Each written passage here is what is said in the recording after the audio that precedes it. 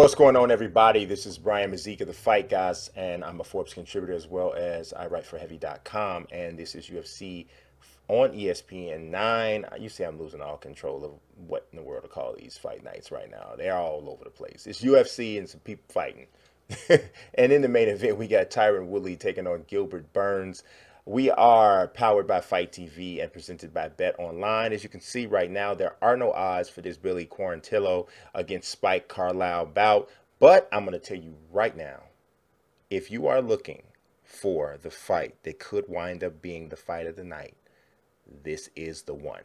Now, you see right here on their weights, they're listed as featherweights because that's what they generally are. But Spike Carlyle recently made a request to Billy Quarantillo to accept a 150-pound catchweight. So that is what these guys will need to weigh in on Friday before the fight on Saturday. Now, that is actually going to impact. I'm going to tell you, I was a little on the fence about this, and I could be wrong, so I could fall off on the wrong side of the fence with this prediction. But I was a little on the fence here because both of these guys are bits of brawlers. Like, they both love to stand and bang and to go at it. Billy Quarantillo, he prefers to stand and fight. He does defend himself pretty well on the ground. We saw that in his fight on Dana White Tuesday Night Contender Series, where he had to endure a exhausting exchange, or what should have been an exhausting exchange in the first round. But he was able to come back and get a third round TKO after he literally just drained his opponent and was able to just win the war of attrition. That said, Spike Carlyle is a wild man. He is a wild man. If you didn't see his first fight against Elon Cruz, who is actually a teammate of Billy Quarantillo, then you need to really go back and look at that. I mean, Spike, first of all, his nickname is one of the craziest nicknames you're ever going to see. The Alpha Ginger. Yes, that is like, he's like if you took Sheamus from the WWE and squoze him down to a 5'8", inch frame. That's kind of how this guy is. He's stocky for his size. I mean, for the weight class, powerful. He's always ripped. I don't think I've looked at a couple fights. I don't think I've seen him not ripped. I don't know what he's gonna look like this fight because he wants to catch weight. So that tells me right there that, getting down to 145 right now for him might be an issue. That's got me scared for him in this particular fight, right?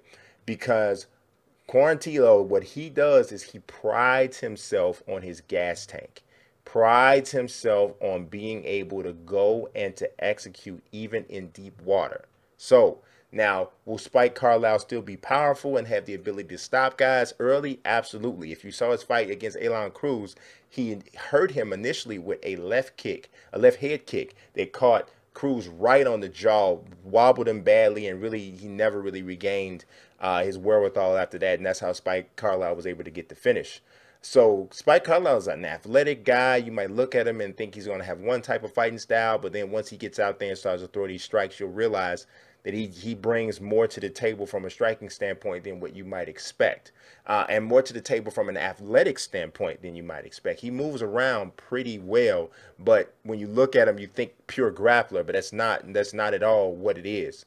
And I like his fighting style. I like his demeanor in the octagon. I like the way he approaches things, but I am concerned that he doesn't want to cut this weight. Now, maybe he knows that he's in a good place and is fearful that dropping down the extra 5 pounds, by the end of the week, or maybe he's 160.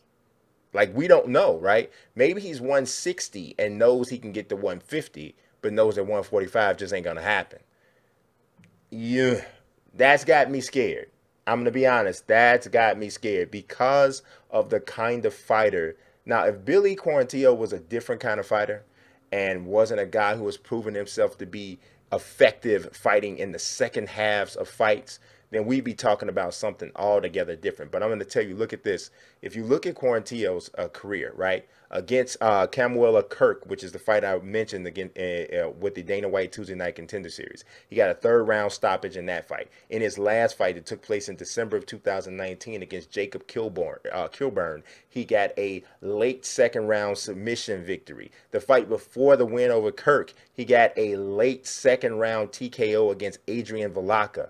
This guy gets it done later in the fights. And if you look at his career, I mean, I'm just going through what he's done in his career. You got 1, 2, this is 3, 4, 5. Now, the guy's only fought 15 times. And of his stoppages, he has 10 stoppages. Half of his stoppages have taken place late in the fight.